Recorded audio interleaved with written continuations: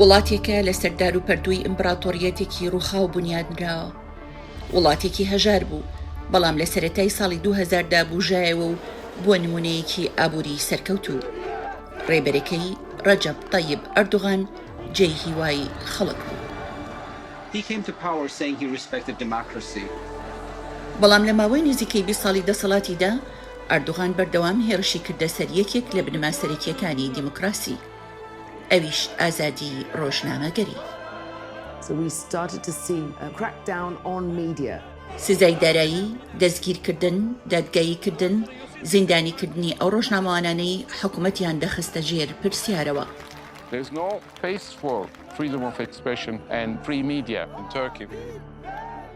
زۆربەی خەڵقی تورکیا لە ماوەی دەسەڵاتی ئەردوغاندا ژیانیان گۆڕاوە.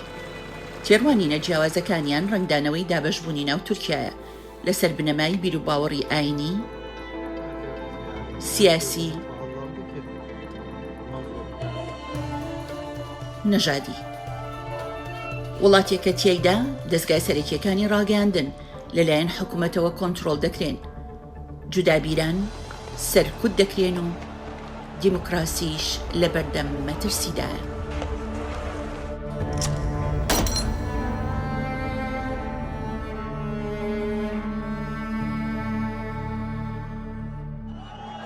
ڕێمانگی 11 ساڵی 2002 ئەنکەرا، تورکیا. لە بەردەمبارەگای دادوگەشە پێدان خەڵقێکی زۆر ئاهەنگ دەگێڕن بە بۆنەی ئەو سەرکەوتنە گەورەیەی پارتەکە لە هەڵبژاردنەکاندا بەدەستیان هێناوە. پارتەکە کە بە ئاکەپە ناودێر دەکرێت یەکەم پارتیە لە مێژووی وڵاتەکەدا کە ڕێگێکی ئیسلامی هەبێت و کۆنتڕۆڵی تەواوی حکوومەتی وڵاتەکە بکات. ڕێبەرەکەی کەسێکی خاوەن کاریزمای تەمەن 48 ساڵە، ئەویش ڕەجەب تەیب ئەردوغانی şerdari pێşûyî İstanbul'a. Demokrasinin daha sağlıklı çalışması için oy verdiniz. Sizler yönetemeyen bir demokrasiden yöneten bir demokrasiye geçiş için oy verdiniz. Erdoğan tenha saڵێک pêştir AKP'yi pêkêna bû. Beڵam dengdere Türkekan amade bûn bo gorankarî. Erdogan's election victory in 2002 followed a decade of immense political and economic instability in Turkey. The country suffered from triple-digit inflation in the 1990s, as well as cases of corruption that were aired out by the country's free press at the time. So the electorate was sick and tired of what looked like unending political crises, economic crises, and Erdogan's victory promised to bring in a breath of fresh air. پلاتفۆرمی ئەکەپەی ئەردوغان پێشنیاری ژمارەیەک چاکسازی دیموکراسیانی کرد، لەوانە بەڵێندان بە سوکردنی فشاری سەردەستگاکانی ڕاگەاندن کە بۆ ماوەیەکی زۆر لەژێر چاودێری حکوومەتدا بوون.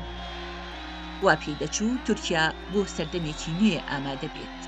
There really was a lot of optimism in terms of issues that could be talked about, of what could be discussed on television, in the news, on the radio, even in the streets. سەرکەوتنی ئاکەپە پێشوازی لێکرا بە تایبەتی لە ناوچەی قاسم پاشا، گەڕەکی چینی کرێکار لە ئەستەمبوڵ و ئەو شوێنەی ئەردوغان تیایدا گەورە بوو. ئەم ناوچەیە ئەو ساکە و ئێستاش پەناگەی کۆچبەران و تورکە کۆنە پارێزەکان بووە. ئەوانەی لە ناوچە گوندنشینە هەژارە دووردەستەکانەوە هاتوون تیایدا نیشتەجێ بوون بە ئومێدی ئەوەی کار بدۆزنەوە و ژیانێکی باشتر بۆ خۆیان پێک بهێنن. زۆربەی ئەو خەڵقەی لێرە دەژین بیر و باوەڕی ئیسلامی بناغەی ژیانیانە، لەوانە ئیسماعیل دەمەجانی تەمەن 90 ساڵ کە خاوەنی هوتێلە و بۆ مزگەوتی گەڕەکەکەیان بڕێوەیە کە لەوێ ڕۆژانە هەر 5 نوێژەکەی دەکات، وەک چۆن لە ماوەی 30 ساڵی ڕابردووی ژیانی کردێتی. لە بنگۆمەزی ئەم مزگەوتەدا و بە ئاراستەی مەکە ئیسماعیل نوێژ و نزا دەکات و لە خودا دەپاڕێتەوە وڵات و سەرۆکەکەی بپارێزێت. قاسم پاشا هەروەها شوێنی مەهتابی کچی ئیسماعیلە، تەمەنی 50 ساڵە، هاوسەرگیری کردووە و سێکچی گەورەی هەیە. کاروباری ڕۆژانەی هوتێلەکەی باوکی بەڕێوە دەبات. پاش نزیکەی 20 ساڵ شەوی هەڵبژاردنەکانی ساڵی 2002 بەبێردێتەوە کە چ مانایەکی بۆ مسلمانە کۆنە پارێزەکان هەبوو. Bu bizim için Tayyip Erdoğan'ın zaferi oldu. Bizim zaferimiz oldu. Çok şükür. Gerçekten hakiki demokrasi şimdi bugünümüz şartlarıyla demokrasi gerçekten var şimdi. Ama daha evvelden yoktu. کۆماری تورکیا لە ساڵی 1923دا دامەزرا لە پاش هەرسهێنانی ئەمپراتۆریەتی عوسمانی. دامەزرێنەکەی مستەفا کەماڵ ئەتاتۆرک لەسەر شێوەی وڵاتانی ئەوروپا وڵاتەکەی دامەزران کە تیایدا ئیسلام و هەموو ئاینەکانی دیکەی لە دەوڵەت جیا کردەوە. ئەلمانیەت بوو بە بنەمای تورکیای نوێ. ئیسلامیەکان هەستیان کرد فرامۆش کراون. بۆ دەیان ساڵ وەک هاوڵاتی پلەی دوو دەژیان، زۆر جار وەک دواکەوتوو یان توودڕەو لەلایەن سێکولەرەکانی وڵاتەکەیانەوە تەماشا دەکران.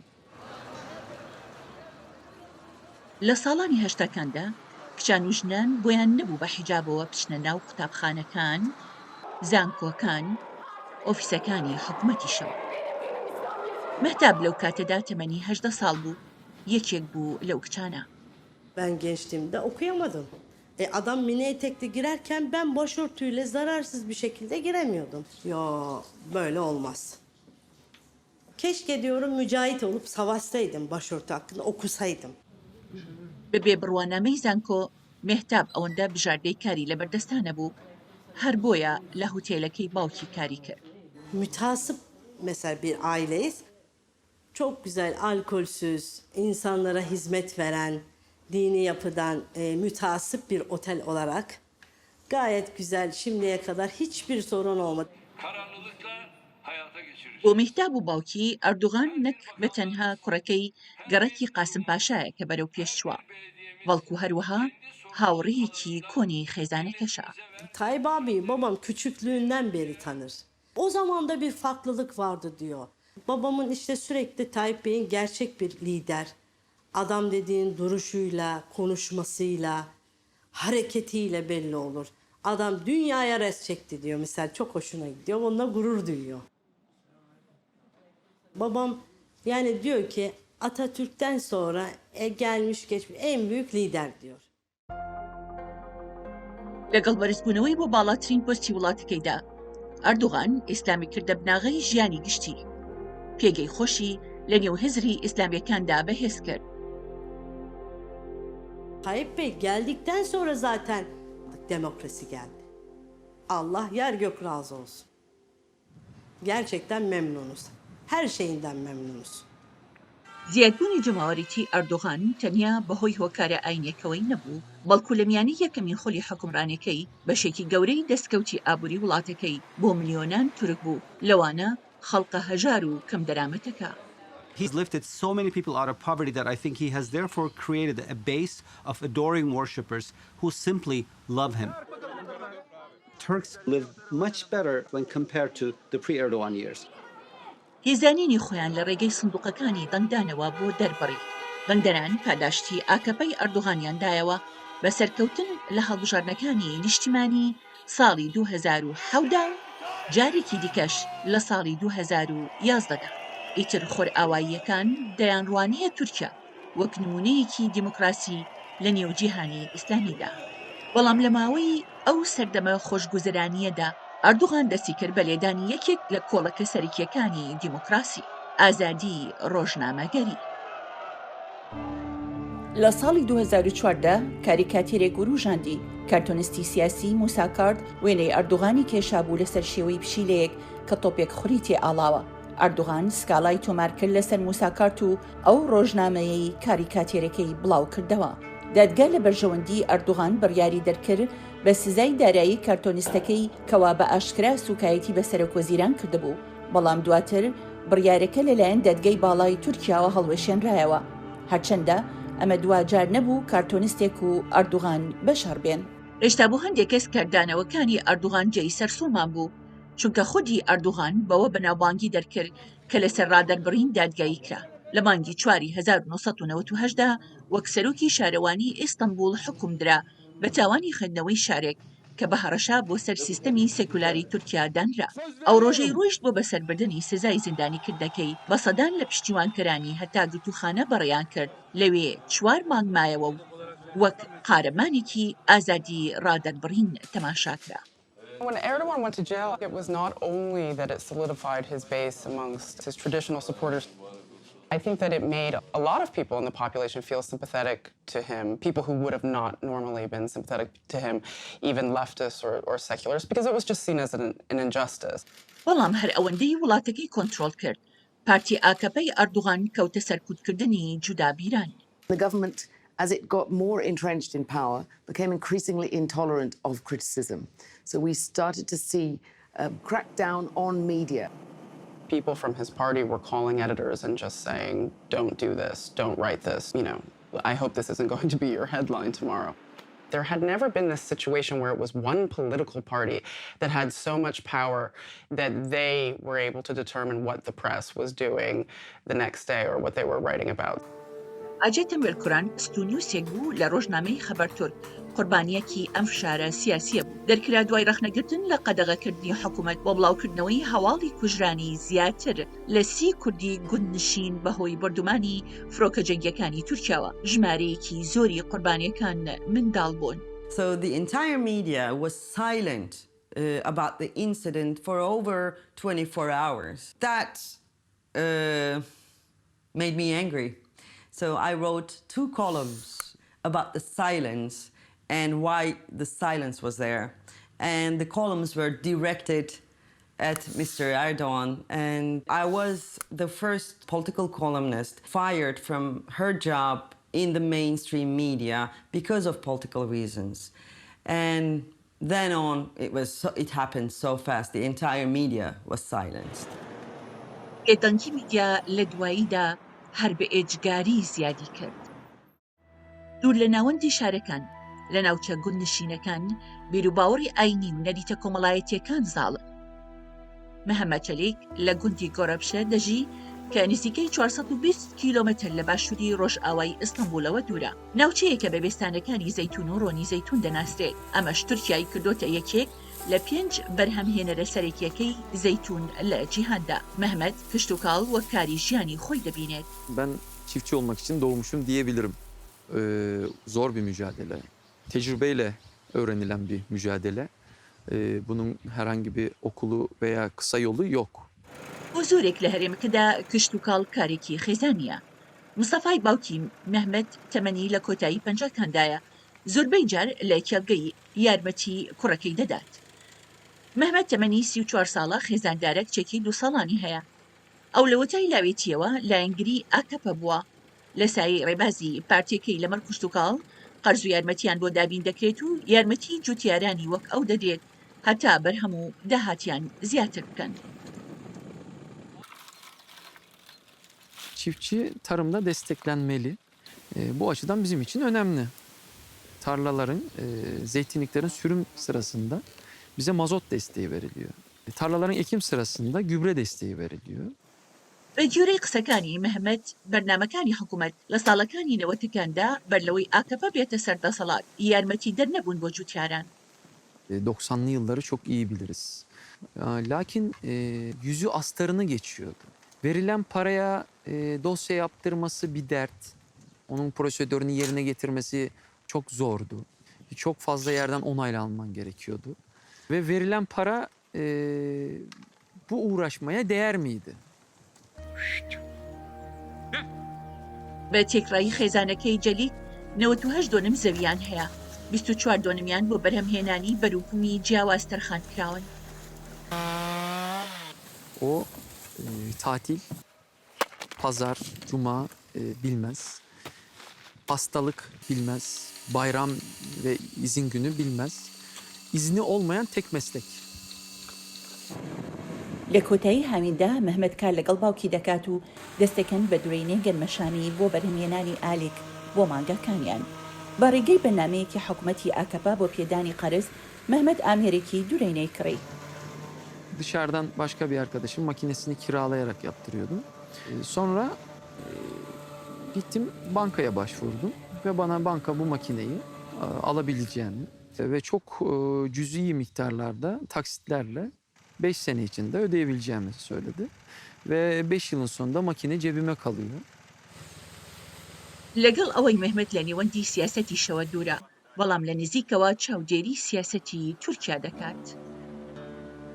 Ben genelde hep karşıt kanalları izlemeyi seviyorum. açıkçası. Çünkü karşındakinin ne düşündüğünü onun gözüyle bakman lazım.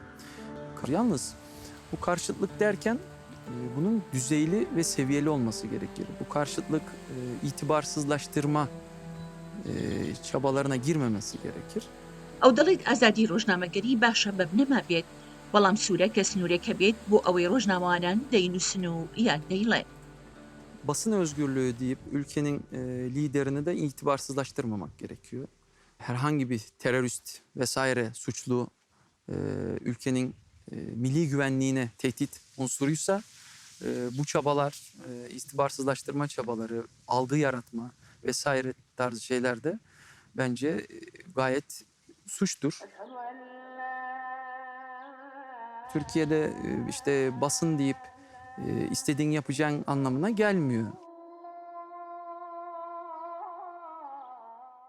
لە یەکەمین خولی دەسەڵاتیەوە حکوومەتی ئاکەپە هەوڵی داوە ڕێگری لە بڵاوکردنەوەی ئەو راپۆرتانە بکات کە بە خراپ و هەستیار لێیان دەڕوانن کە ڕۆژنامەی حڕیەتی سەر بە ئەپۆزیسیۆن بابەتێکی لەسەر گەندەڵیەکی ئاکەپە بڵاو کردەوە.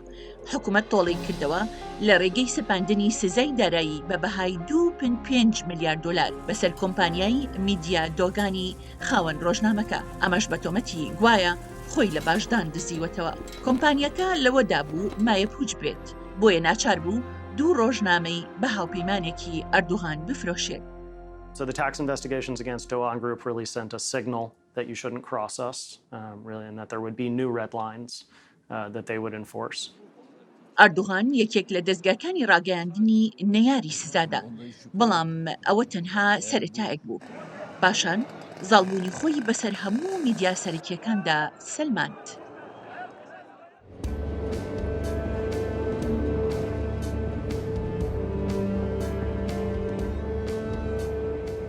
شەوکەت شاهنتاش زیاتر لە 30 ساڵە تاکسی لە شەقامەکانی ئەستەمبوڵ لێ دەخورێت.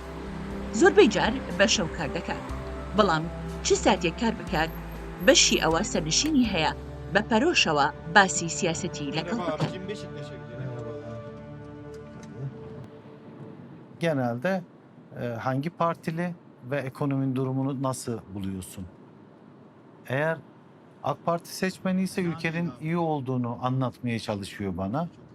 CHP seçmeni ise aslında eskiden her şeyin daha iyi olduğunu, işte ülkenin iyiye gitmediğini anlatmaya çalışır. شەوکەت لە مێژەوە گومانی لە ئەردوغان و ئاکەپە هەبووە. Erdoğan'ı hiçbir zaman desteklemedim.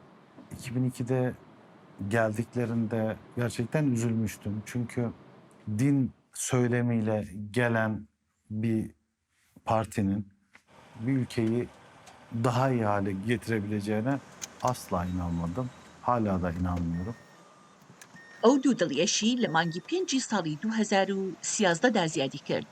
لەو دەمەی حکوومەت ویستی مۆڵێکی بچووک لە گۆڕەپانی ناوداری گەزی لە ئەستەمبوڵ دروست بکات. ئەو کاتە خۆپشاندانی بچووکی لێکەوتەوە.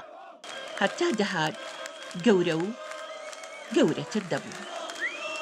They were, people from opposite factions of politics.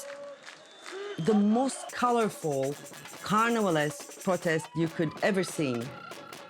And they wanted to tell the political power that they are not going to be enemies to each other, saying that we want to keep our solidarity. We don't want to give in to the polarization that is forced upon us by this political power. ڕووداوەکانی پارکی گەزی سەرنجی شەوکەتی ڕاکێشا کە خولیای وێنەگرتنی هەیە بۆیە هەفتەیەک پشووی لە کارێکی وەرگرت هەتا وێنەی خۆپشاندانەکان بگرێت. Sesinin çıkmadığını düşünen bir kitle, kendisini vatandaş gibi görmediğini düşündüğü bir insana ben de varım eylemiydi belki de.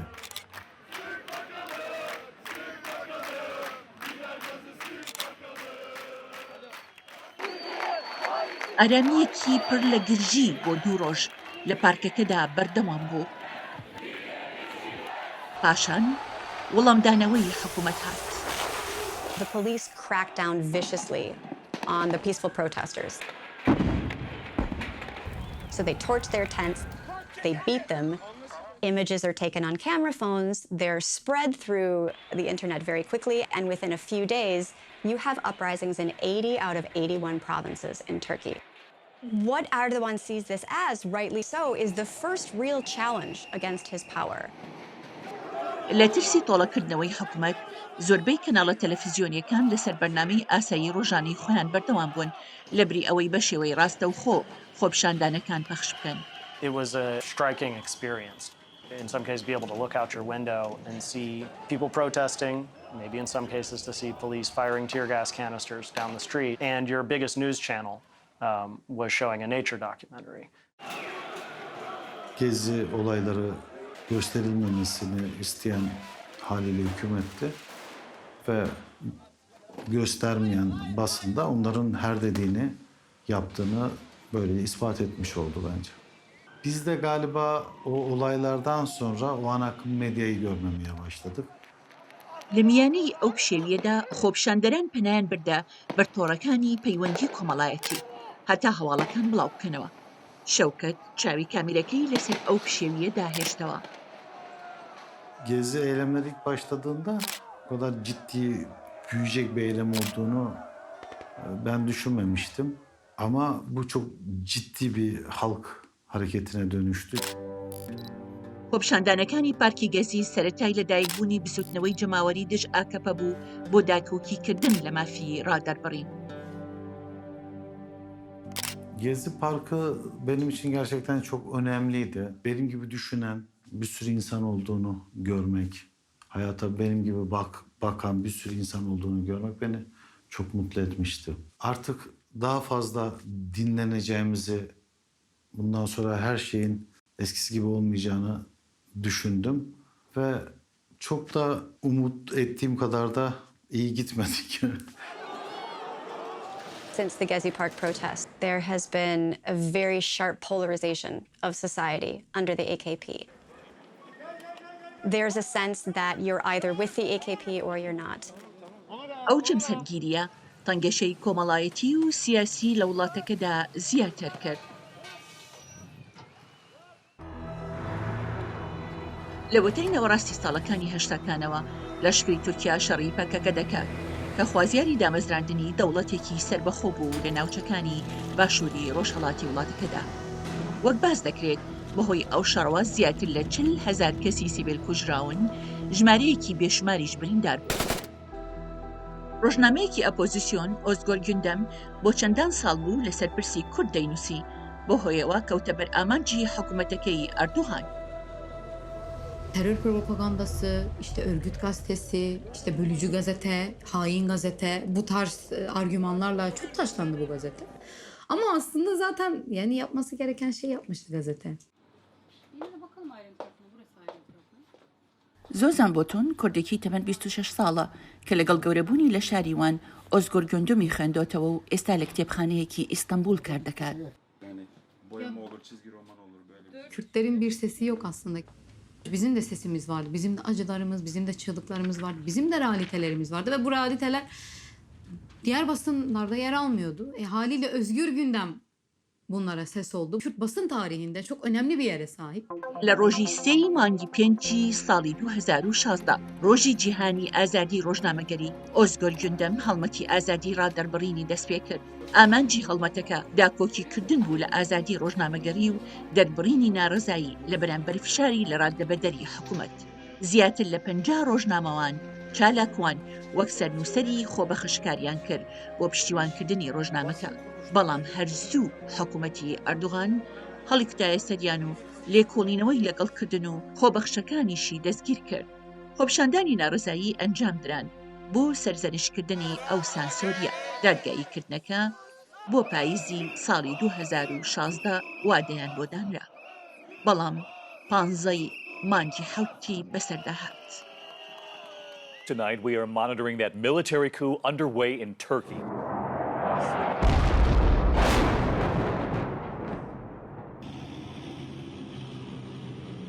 کۆمەڵێکی ناولشکر بڕیاریاندا کە دەبێت ئەردوغان بڕوات پێی دەچوو لەوە دابن تورکیا کۆنترۆل بکەن.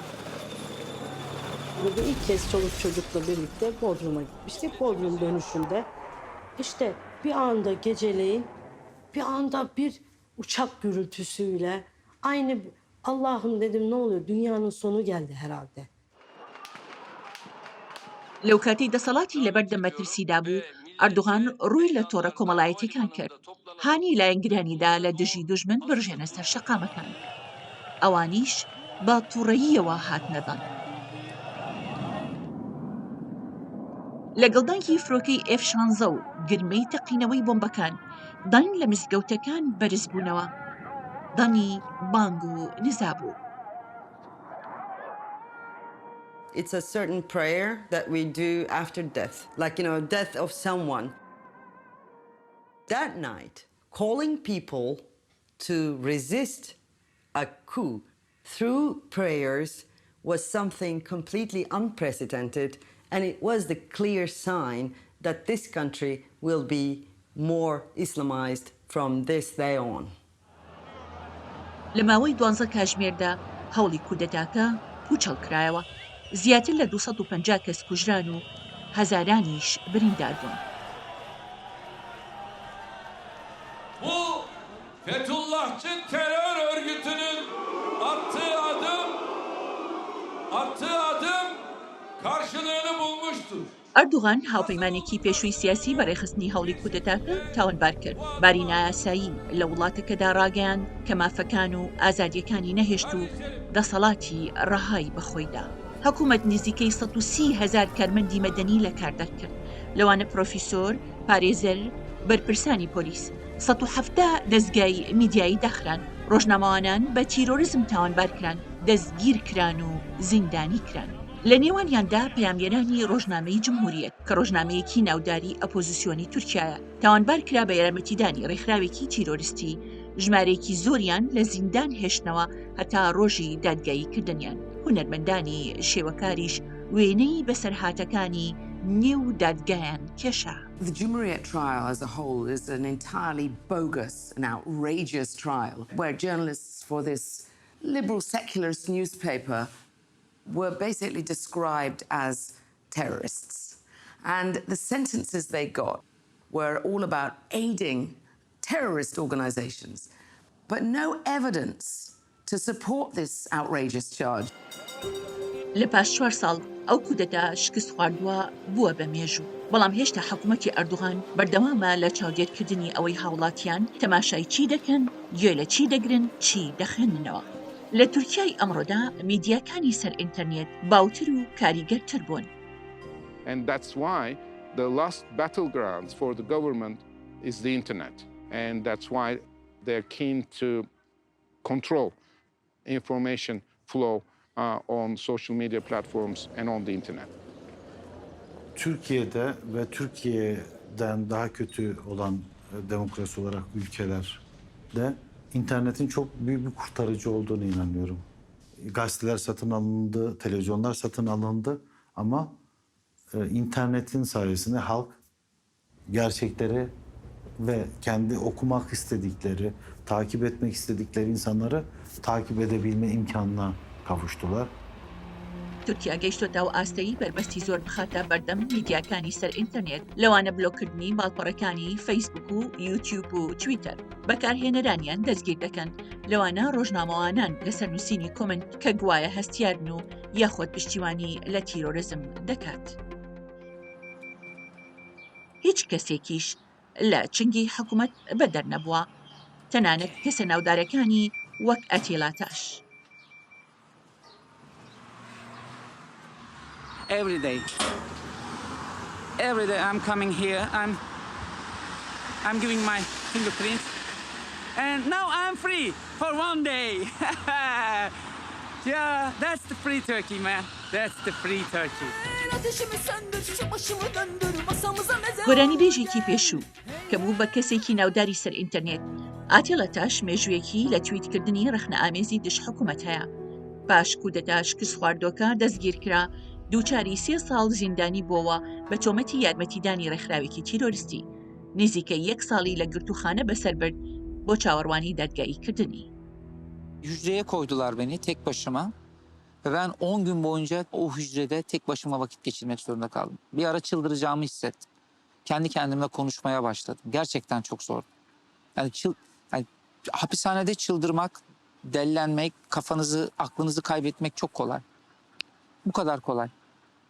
تورکیا بەردەوام ناوی لە سەرۆلیستی ئەو وڵاتانەدایە کە ڕۆژنامەوانان لەسەر نووسین و کارەکانیان زیندانی دەکەن. تەنانەت هەندێک لە پشتیوانکەرانی ئەردوغانیش پێیان وایە حکوومەت زۆر زیادڕەوی kırdıwa. Neden atısı ya? Günahtır. Neden? O zaman demokrasi olmuyor ki. Tabii ki de eleştirecekler. Eleştirirseler bir şeyler kazanırız. Ama öteki türlü tabii ki de bir gazeteci bir insanın şahsına, özeline giriyorsa tamam. Ama yine de hapis cezasına gerek yok. Günah. Onların da çoluk çocuğu var. Onların da bir yaşamı var. لەو کەش و هەواجەم سەرگیریە سیاسیەی تورکیادا هیچ جۆرە هەڕەشەیەک نابێت پشتگوێ بخرێت. Ben Fatih Portakal, Türkiye'nin en farklı ana haber bültenine hoş geldiniz. فاتح پۆرتۆکال ئەمە باش دەزانێت بۆ چەندین ساڵە ئەو بێژەرێکی بەناوبانگی بەرنامەی ڕۆژانەی هەواڵەکان بوو لەسەر تەلەڤیزیۆنی فۆکس خەبەر. تێبینەکانی سەرنجی زۆری لە بینەرانی لە سەرانسەری گۆڕەپانی سیاسی ڕاکێشا بوو. Gerçekleri söylediğine inandığım için takip ediyorum. Parti karşıtı, AK Parti işte düşmanı falan olduğunu düşünmüyorum. Gerçekleri söylüyor ve ben onun gerçekleri söylediğine büyük bir yüreklilikle söylediğine inanıyorum. Benim yaptığım burada diğer ana haber bültenlerinden farklı olarak ben konuşuyorum. Benim yaptığım bu. İnsanlar belki de bu hoşlarına gidiyor. Yani çok fazla konuşan bir insanın olmadığı, çok fazla yazan insan olmadığı bir ülkede ben bu insanların belki de duygularına tercümanlık yapıyorum. بۆچوونەکانی پۆرتەکاڵ وای لێ کرد بکەوێتە بەرچاوی هەرە بەهێزترین پیاو لە تورکیادا. لە گرتبوونەوەیەکی ساڵی 2018دا ئەردوغان هەڕەشەی لە پۆرتەکاڵ کرد و کە پاشناوی واتە پۆرتەقاڵە bە تورکی. Birileri çıkmış. Portakal mıdır, mandalina mıdır, narenciye midir, nedir? Sokağa çağırıyor. Sokağa çağırıyor. Haddini bil, haddini. Bilmezsen haddini, bu millet patlatır enseni. هەڕەشەکەی ئەردوغانیش سەری گرت. Onu izleyen 1,5-2 aylık süreç içerisinde tamamen bir fanus hayatı yaşadım. İş, ev, ev, iş. Çünkü toplumun veya bireyin nasıl refleks vereceğini bilemiyorsunuz, kestiremiyorsunuz artık. Yani çılgınca bir hareket yapabilir, belki hiçbir şey yapmayabilir. Sadece kendinizi biraz daha koruma altına alıyorsunuz. بەڵام هەموو ڕۆژنامەوانێک وەک پۆرتەکاڵ جەماوەرێکی زۆری نییە هەتا بیان پارێزن. زۆزان بۆتۆن بەرلەوەی لە کتێبخانە کار بکات لە کۆمپانیایەکی هەواڵی سەر ئینتەرنێت بابەتی سیاسی بڵاو دەکردەوە. لە ساڵی 2017دا لە هەڵمەتێکی ڕەشبگیری حکوومەتدا دەستگیر کرا و بۆ ماوەی 1 هەفتە لە زیندان بوو بەبێ ئەوەی پێی بڵێن چ تاوانێکی کردووە. Zor bir süreçti aslında. Alan küçücük bir alan var. Rahatsız yataklar var. Zaten yaz ayı olduğu için çok sıcaktı. Yatağa yatıyordunuz. Kalktığınız zaman yatak işte sırt bölgeniz, kolunuz o yatağa yapışmış bir şekilde kalkıyordu ve çektiğiniz an zaten vücut yanmaya başlıyordu. Şöyle ufak ufak kızarıklıklar oluyordu. زۆزان کاتە سەختەکانی نێو زیندانی بەوتنەوەی گۆرانی فلکلۆری کورتی بەسەر برد. لە دواییدا دەسەڵاتداران تاوانباریان کرد بە بڵاوکردنەوەی پرۆپاگەندەی تیرۆریستی بەبێ ئەوەی هیچ بەڵگەیەکیان هەبێت لەسەر پەیوەندی بە کۆمەڵێکی تیرۆریستیەوە. ئەمەش وەهای لێ کرد بڕیارێکی قورس بدات. Şimdi şunu fark ettim. Hiçbir şey yapmamama rağmen gözaltına alınıp 7 gün kaldıysam, eğer ben bir şey yaparsam bayağı cezaevi yatacağımın farkındaydım. Bu ülkede gazeteciliğin yapılamayacağını anladım. Yapılsa bile belli başlı noktalarda taraf tutmam gerektiğini de farkındaydım. Bu tarafı da ben kabul etmek istemedim ve gazetecilik yapmamaya karar verdim. زۆزان لەمڕۆدا وەک گۆرانی بێژێک گۆرانی فلکلۆرە کوردیەکان دەڵێتەوە بۆ بە زیندوهێشتنەوەی کەلتوری نەتەوەکەی.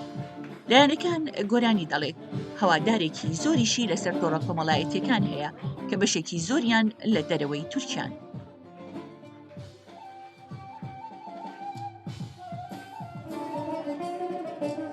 Çünkü ben müziğin her zaman birleştirici ve iyileştirici olma yönüne inandım. Kendimi çok rahat bir şekilde en net ve dokunaklı bir şekilde anlattığım tek alan aslında müzik. لەگەڵ ئەوەی زۆزان ئازادە لە گۆرانی وتن بەڵام بە تەواوی لە ژیانیدا ئازاد نییە. 3 ساڵ بەسەر دەستگیرکردنەکەیدا تێپەڕ بوو کەچی هێشتا دادگا بڕیاری لەسەر دۆسیەکەی نەداوە. لێ قەدەغە کراوە وڵات جێبهێڵێت بۆیە نەیتوانیوە ئەو داوایانە قبول بکات kە لێی kiraون بۆ گۆرانی وتن لە ئەوروپا. Bu benim çok zoruma gitmişti zaten. Bir şey oluyor, gidemiyoruz. Sadece ülke sınırları içerisinde dolaştırılan bir açık cezaevi gibi düşünüyorum. Bu da aslında kısmi esaret oluyor. Evet, bu Türkiye'den, işte İstanbul'dan Van'a gidebiliyorum veya İstanbul'dan başka bir şehre gidebiliyorum ama Türkiye'den çıkıp bambaşka bir ülkeye gidemiyorum. Biraz böyle. Aslında bir zincir var. O zincir sadece ülke sınırları içerisine kadar genişletilmiş. Onun dışına gittiğin zaman o oradan seni tutup çekiyor. Gel sen buraya, gidemezsin.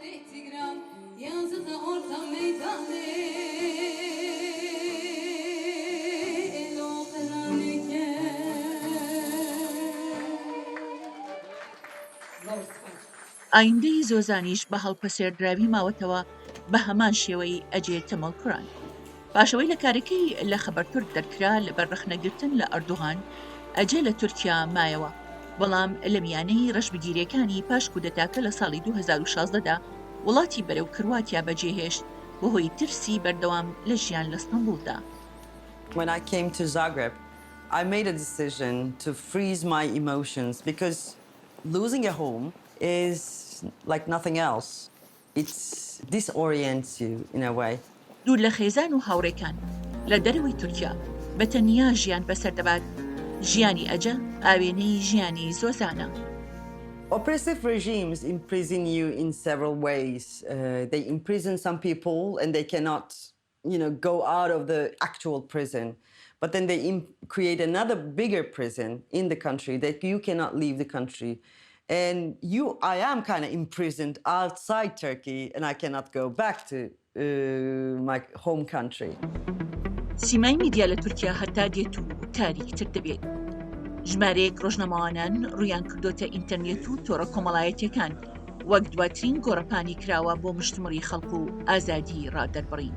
حکوومەتی ئەردوغان سانسۆرکردنی سەر ئینتەرنێتی تونتر کردووە، یاسای نوێی پەسەند کردووە بۆ کۆنتڕۆلکردنی دەستگاکان لە ڕێگەی سەپاندنی سزای دارایی و لابردنی ئەو بابەتانەی کە بە خراپ لێی دەڕوانن.